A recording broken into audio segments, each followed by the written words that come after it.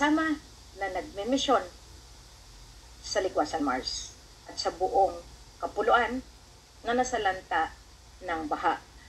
Mula sa dulo ng Palimbang up to Zamboanga at bababa yan, up to Basilan, lahat yan, sabi ko sa inyo, na project na iyan. Ngayon, mga 10 months na talaga, or more than that, nagpaipon ako ng mga plastic. Ayam Mulan, alam mo yan, brother? Dayang Ruby, na lahat ng plastic ng 1 litro, iipon ko yan noon pa sa inyo. Dahil diyan, pag nangyari itong matinding pagbabaha. Ngayon, kung may naipon pa kayo, nakalimutan nyo na yata, dahil yan ang gagawin ko sana na pagtugtong-dugtungin para gagawing balsa or palutaw na sinasabi para hindi babagsak. Kasi yung mga kawayan na matagal ko nang hiningi, yan na dapat ang gagawin natin. Salamat doon sa isang kasama na nagbigay ng disenyo. At least nakita ninyo, meron kaming tinatawag na mga balsa gawa sa saging. Nakakatuwa ang resourcefulness ng ating mga kasama. By Sarina, salamat. At sa iyo din, by Sam, Dato Sam, Dato Bagares, John, Dato Amat, lahat ng mga peacekeepers, kahit hindi ko kayo na mention, maraming salamat. Alam ko na talagang ito na ang ating tinatawag kong kapalaran. Wala naman nakakakita niyan sa misyon natin. Pero kasi ngayon kailangan kong ilantad yan na kung wala ang kampo natin, matagal na tayong binaon ng kalaban. Dahil inangkin, ginawang plataforma sa iba't bansa, sa OIC, sa Islamic, na sila may control ng Ligwasan Mars. Kaya nga hinati-hati nila yan. Ngayon, sinabi ko rin yan sa inyo noon, sige, direksyon nyo lang. May paraan ang mga lolo dyan. Alam nyo kung gaano kahiwaga dyan? Alam nyo rin kung paano ang nangyayari dyan? Pero mula nung pinatay nila ang mga mujahidin, talagang alam ko, bubueltahan kayo ng kapalaran nyo. Ang Raja Sulaiman Peacekeeping Group, nakaprepara po yan. Anumang oras. Kaya nga sinabihan ko, ang grupo ng NLFSP, hindi ko kayo winala, hindi ko kayo dinisolve. Inaantay ko lang ang tamang liderato. Kapatid na Jojo Trinidad, ilantad mo ang dapat ilantad. Alalahanin mo, merong kasabihan, kailangan lang sa tamang panahon. Yan, panahon na. Ngayon dito, nakikita ninyo. Paunahan daw. Kami, alam na namin na lahat ng supply, galing na yan sa natatagong bulok ng mga supply. Huwag nyo nang ibigay, maawa kayo, magkasakit pa yung tao. Kung gusto nyong tumulong, huwag na kayo magbigay ng mas nakaka-insulto sa amin. Kasi, alam din namin kung anong ginawa ninyo sa mga stocks na galing sa iba't ibang bansa. Ginawa ninyong privatize, ginawa ninyong pansarili at nininegosyo ninyo. Tama na. Sobra na. Ngayon, salamat doon sa improvised bangka, mga katawan ng saging, Dato Ahmad, by Dato Sam, Dato John. Kailangan natin yan. Wala tayong aasahan. Dahil nabinbin yung aking trabaho sa pagpalabas. Bakit? Hinarangan din nila. Pero kahit anong harang, kahit mamayagpag sila, mauubos din yan. Dahil ang kinukuha nila, ninanakaw nila, galing pa rin sa atin. Ngayon magsabi yung mga kakalaban, bakit hindi nagwi-withdraw? Bakit ako mag-withdraw? Inaayos nga para mahuli ko kung sinong nagwi-withdraw nang wala akong pahintulot. Yan ang ibig sabihin dyan. Ngayon, saan kayo? Saan kayo pupunta?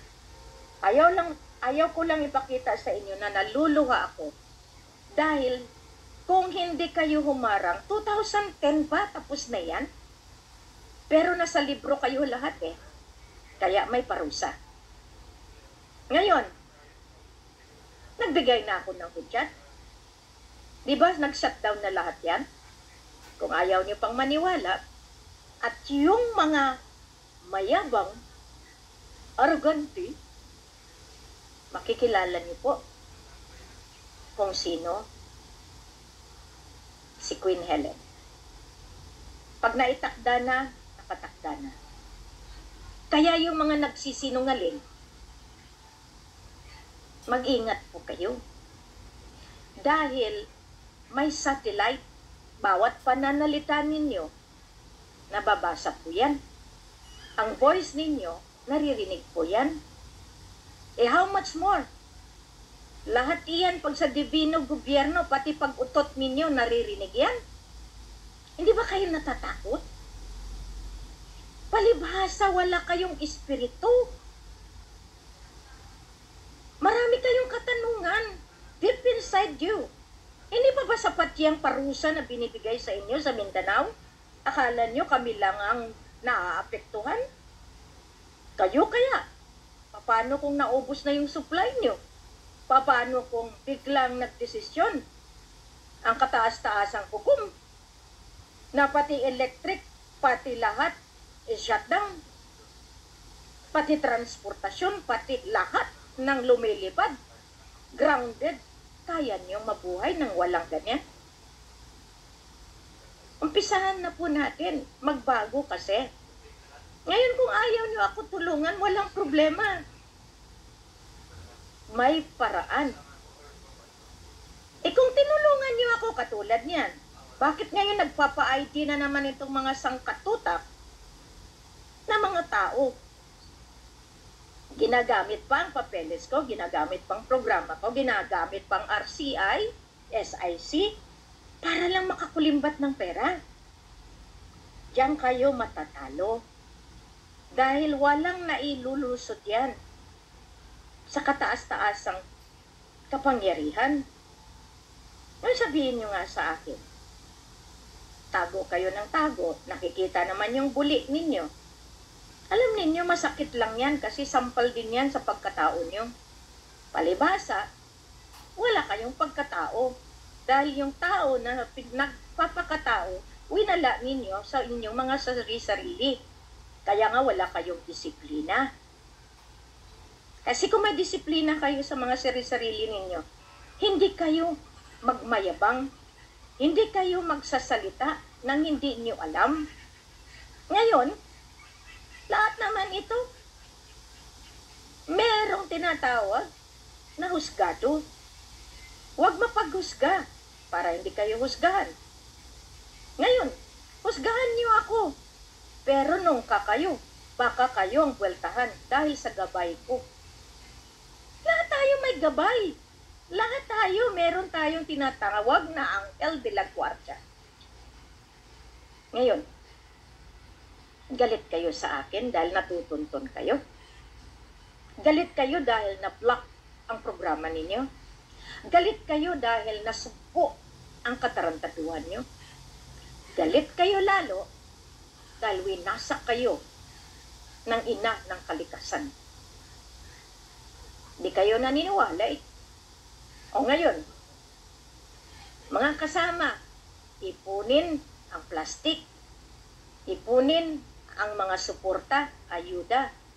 Nagbigay na ako ng address diyan sa Iloilo, Princess Lucia, Princess Lorena, Sultan Edgar, kung saan ipadala ang mga ayuda galing sa Panay. Lahat kayong mga nasa hanay ng ating secretariat na nandiyan sa Iloilo, itulong ninyo, ipadala nyo muna dito kay Sultana Mads para maipon, para isahan ang pagpadala. Kasi ang usapan dito, tulong-tulong. Okay? Hindi ito kampo-kampo. Hindi ito sino doon, sino dito, wala. Ang Mapilindo, nakausap ko na si Dato Puga, may paraan din siya. Nakausap ko na rin ang sultanato ng Soc-Sargent, may paraan din siya. Dayang Ruby, lahat yung mga binigay ko sa iyo na instruction, lahat ng mga kailanganin. Yung mga kape, kung merong mga panggatong, yung mga hardware, yung mga kailangan, puspro, kasi nabasa yung mga nila, lighters, lahat iyan, kung ano yung kailanganin, kasi nabasa ang mga gamit. Ngayon, puntahan ninyo yung mga fishing boats dyan sa Jensen, meron silang mga lumang gamit, yung pampalutaw. Tinatawag ko dyan, pampalutaw. Yung mga drums na hindi na nila kailanganin, kunin ninyo. Matt, yan ang sinabi ko sa inyo. Maging handa tayo. Huwag tayong padadala sa mga taong puro salita lang sila ng pera, pera, pera. Hindi naman nila alam na yung pera, nabawi na yan. Kahit anong gawin nila. Ito lang ang sabi ko sa inyo. Pag nagkaharap-harap, ito lang. O dito na lang kaya sa taas para mas maganda tignan. Kasi wala na. Alam nyo, galit kayo sa akin kasi kinalaban ko ang gobyerno. Yan ang tingin nyo. Si Bongbong pumupunta sa amin para magpa-extend ng otoridad. Pero no more. Si Bongbong humihingi ng pera, pero wala na. Kaya nga, ikaw, Johanna, wala kang karapatan magsabi na ikaw nagbigay ng pera sa akin at hindi ako ang may karapatan. DMAP, ang lisensya nyo, sinumiti ko na yan sa taas. Pag nag-operate kayo, yan ang sinasabi ko sa inyo. Huwag nyong subukan. Mali-mali pa yung mga informasyon ninyo sa ground. Ang niloloko ninyo, sarili nyo. Okay? How many times na ako nag-broadcast tungkol sa iyo at iyan ay markado. Now, kung sino yung mga kasama, pasensyahan tayo. Sinasabi ko sa inyo, hindi akong kalaban ninyo. Batas ng soberenya. Nagtatago kayo, but bye-bye ng satellite bawat komunikasyon ninyo. Tandaan nyo yan. Ako mismo binabantayan. Kayo pa kaya? Lahat ito. Hindi nakakalusot. Mag-isip kayo. Mag-isip kayo. E paano kung bigla na lang ikidlat ang tumawa sa inyo? Divino gobyerno, nakalagay iyan mismo sa paniniwala ng bawat Katoliko. Na pagdating ng hukom, walang sasalbahin kapag hindi nasahanay at protektado ng kalangitan. Alam niyo rin yan. Wala akong kinakalabang relihiyon. Subalit, ako pa ang kinakalaban ninyo. Ngayon, sabi ng mga ibang Katoliko, dahil nag-Muslim-Muslim ako, meron ba kayong karapatan husgahan ako? Alam niyo ba kung ano nasa ilalim ng puso ko? Kung hindi si Queen nagmisyon sa Mindanao, tandaan niyo, magpahanggang ngayon, kada Ramadan, ilang karabaw ng mga Kristiyano ang ninanakaw. Maliit pa ako, alam ko yan. Nakalagay sa utak ko na darating ang araw, tutulungan ko pati magnanakaw, magbagong buhay. Nagbago sila. Dahil nalaman nila na merong pag-asa na nandito ako, hindi katulad ng Barb. Ngayon, kalabanin niyo pa ako, Barb? Wala kayong pundo. Mismo back-up ng Vatican, walang pundo. Mismo back-up ng mga iba't ibang countries na tumutulong sa inyo. Bongbong, kung sino man yung countries nagbigay sa iyo, pati sila mananagot. Hindi lang ikaw. Triple, quadruple, lahat iyan. Ngayon, kung sinong inuutusan mo na nag-withdraw ng pera ko, nahihirapan din kami. Pero legal ang paraan ko. Hindi katulad ninyo, magnanakaw. Ako sarili ko ng pera, hindi ko pwedeng nakawin. Nilalagay ko sa tama para lahat ng kasabwat, mismo bank teller, mananagot. Lahat ng managers, lahat ng chairman of the board, mananagot. Ngayon, anong gawin ninyo sa baha?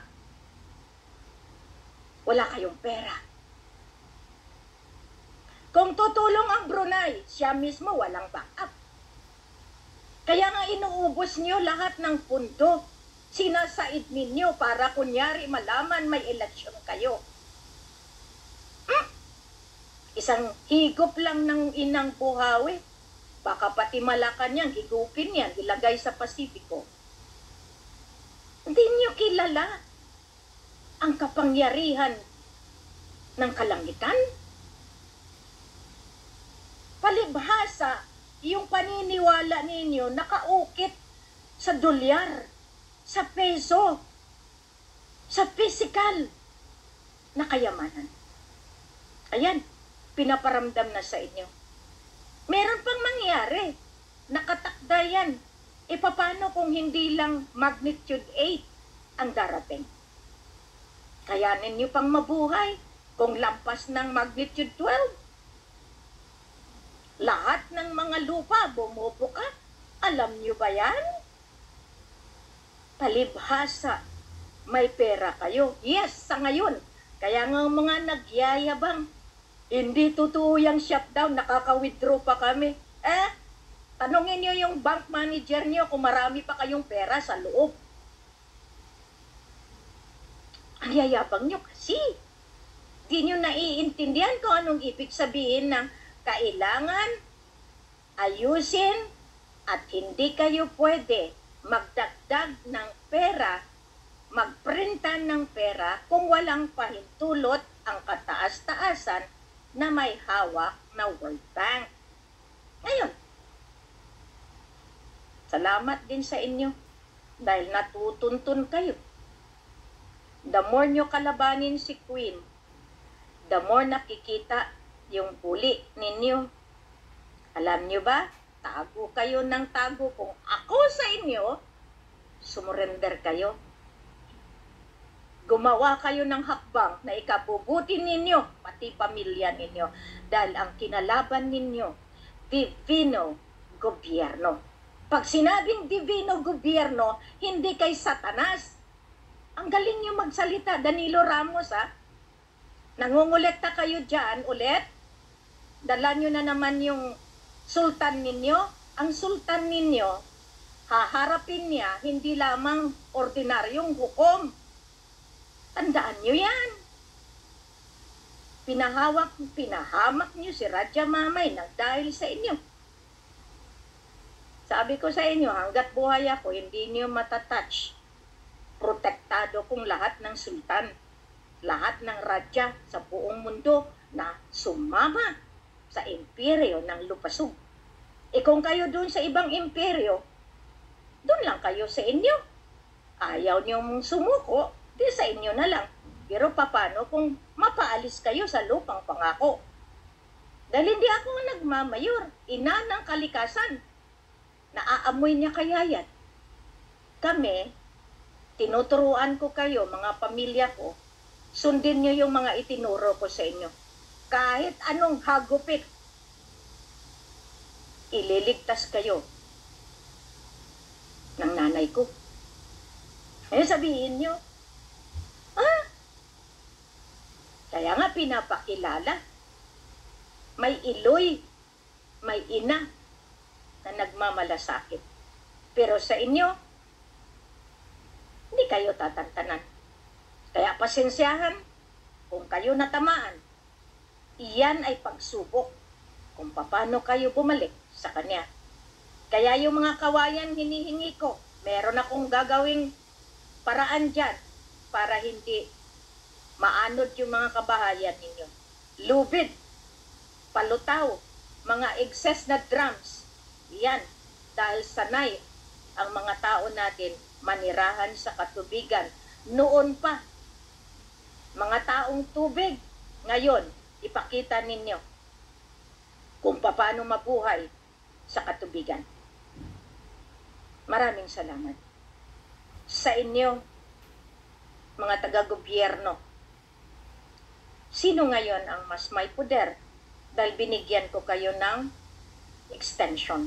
Pero yung extension, nag-end na in September 16, 2023. Gawin ninyo ang tama. Kahit anong gawin ninyo, may batas ang soberenya.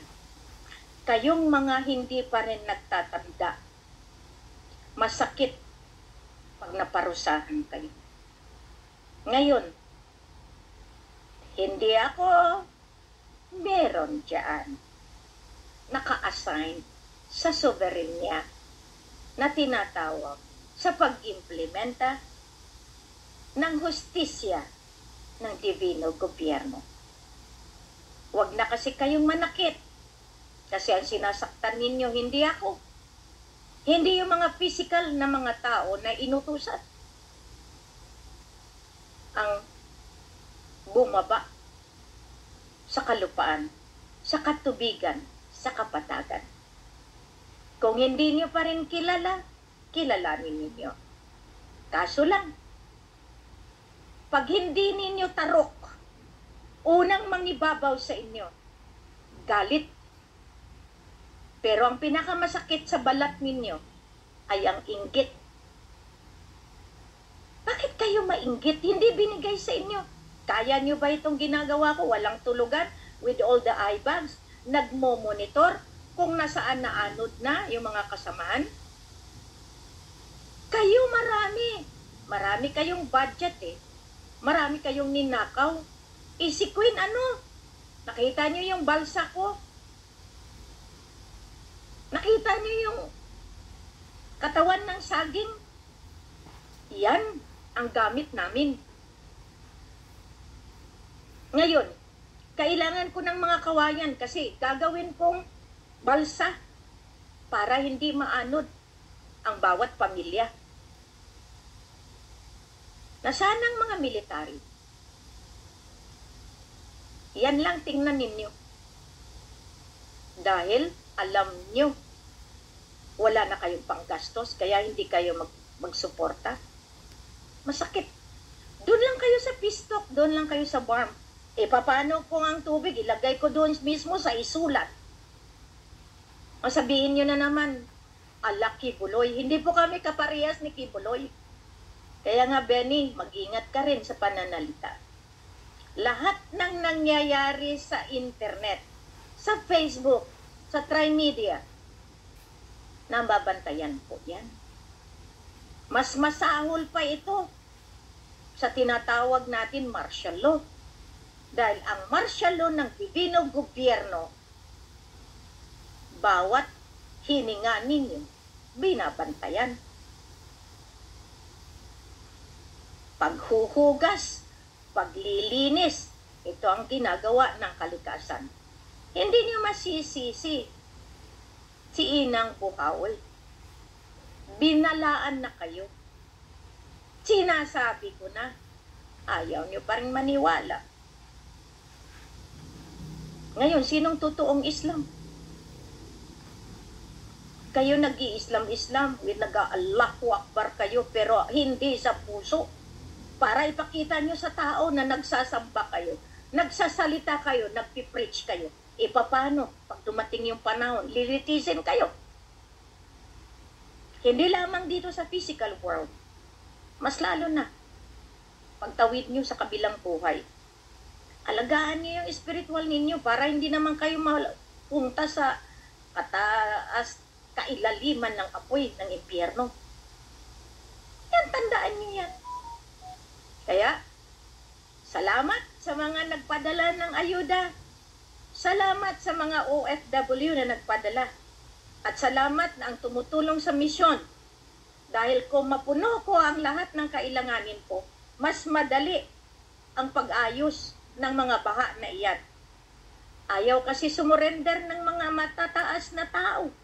Ayaw din magtulong ng mayayaman. Ang bangko nyo walang lisensya. Paano nyo makuha pera nyo?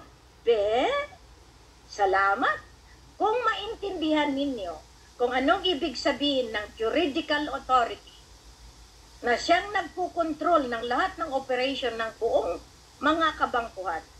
Matakot kayo. Matakot kayo.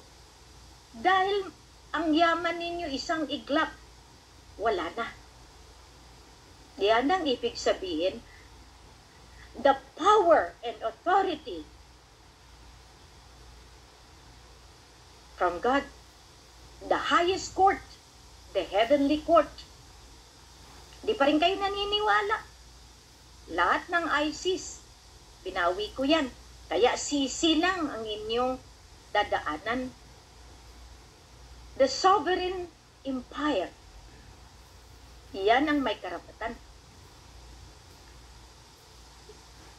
Hindi ninyo kayanin kapag kayo ay nalagay na sa timbangan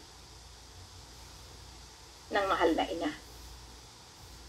Yan lang ang masabi ko sa inyo. Kaya kung ako sa inyo tama ng pangungulekta, ako humihingi ng saklolo para matapos kayo mabibigyan. Hindi yung ginagamit ninyo yung papeles ko at naglalakad kayo, wala akong inuutusan. Gamitin ang testamento ko. Pag nahuli kayo, lagot kayo. Yan lang. Kaya maraming salamat sa mga sumasaklolo. Maraming salamat.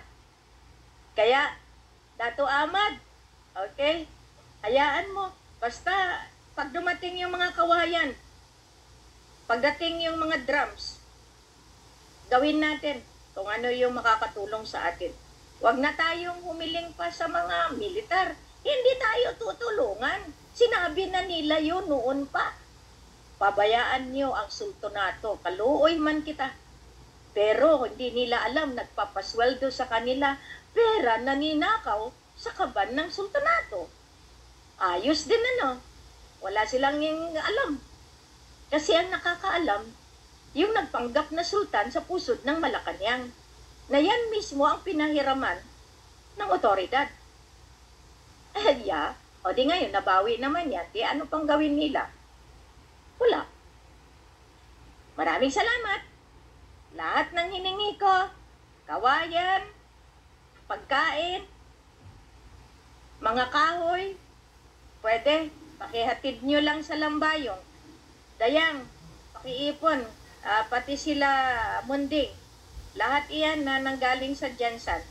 Kakasultan Pokan, salamat. Dato Don,